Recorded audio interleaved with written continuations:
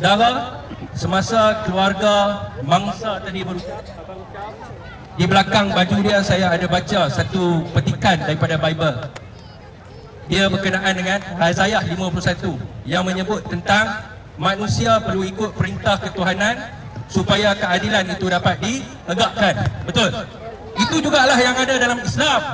Sebab apa? Kalau penguatkuasa pemerintah hari ini tidak ada rasa ketakutan kepada Allah Subhanahu Wa Taala, maka itulah yang berlaku macam hari ini.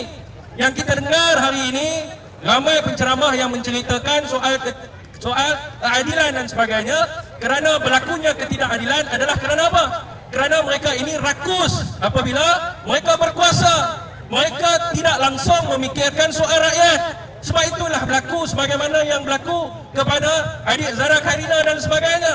Saya nak bagi tahu kepada hadirin dan hadirat yang hadir pada malam ini.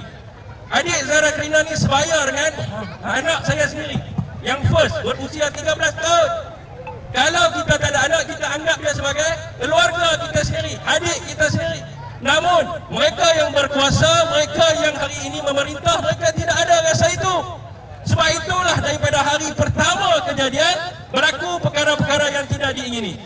Malah sehingga ke hari ini, sehingga ke detik ini, walaupun Malaysia telah merdeka 68 tahun, apabila kita merdeka, kita dibekalkan sebuah buku dipanggil sebagai perlembagaan.